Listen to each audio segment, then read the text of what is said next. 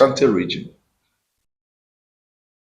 Western region, Eastern region, mainly are the parts where Galamsey is there. What has gone wrong? Don't we have police? Don't we have army? Don't you have immigration? Don't you have security system? What is it that is stopping us from stopping Galamsey? That is destroying everybody.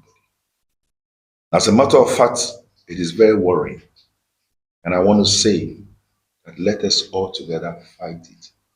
I'm not seeing enough said from the media on Galamsey. I think that we've done little. And we all should not forget that if we don't handle this menace well, very soon Ghana will be importing water. We've heard from some other places that pure water is used to water cocoa crops and certain crops. Because the water in those areas are not only polluted, but also highly contaminated. Children are born with a lot of deficiency today because of the bad water pollution. So Galamsey is something we must all fight. Who are those behind it? And why is it that we don't seem to have a solution to it? I think all of us must come together in what I call a massive united front to fight Galamsey. In what I call a massive united front to fight this gang. Look at our water bodies today. If any of you have seen our water bodies, when we're little, we could drink from every river. Today, you cannot drink from the river. Not only is the river turned brown, but it's also sickening. Mercury and the chemicals in the river doesn't even make it very healthy for even fishes to live in it. We have a collective responsibility. The next thing I want to talk is use responsibly. And I really condemn irresponsible journalism. I really condemn journalism that is undermining people's hard-won reputation. I also condemn journalism that is extorting from people. I condemn journalism that is destroying this great institution that has helped from Insta Memorial to now. And as somebody who has served in the international community, I have a lot of respect for Ghanaian media space. I think we all, as collectively, come together to fight this cancer. I also want us to look at the issue of corruption, favoritism, and nepotism that has permeated our body politics. That we should be mindful. Unfortunately, many of the anti-corruption strategies, efforts, tend to target the symptoms of corruption instead of the main causes of the problems.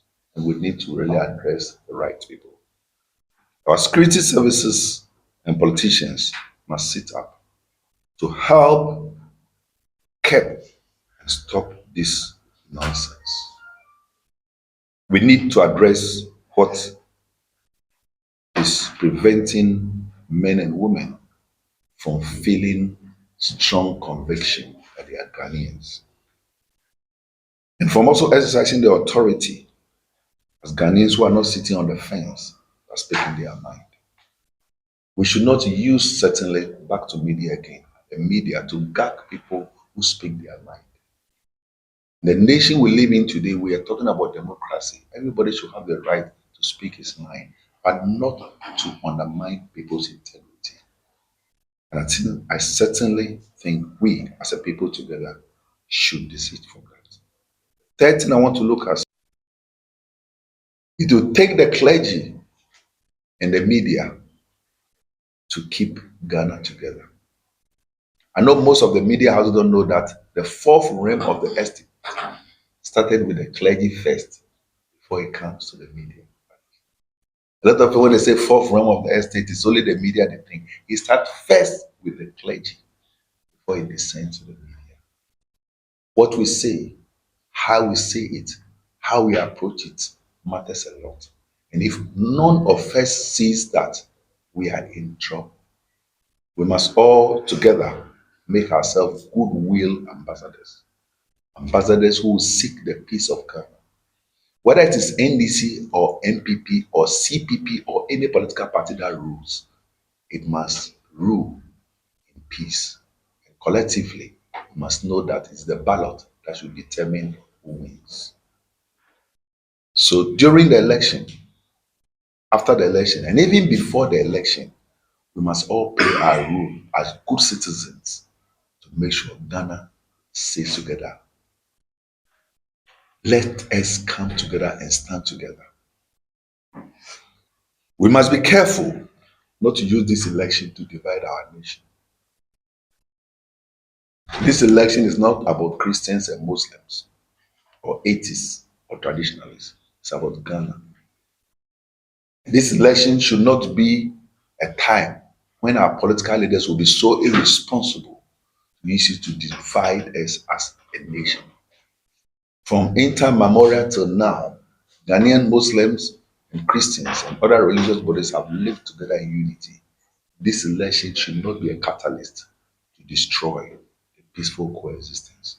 And for me, whether it's a Christian or a Muslim, let us look at what values one carries to take Ghana forward. We need to go forward.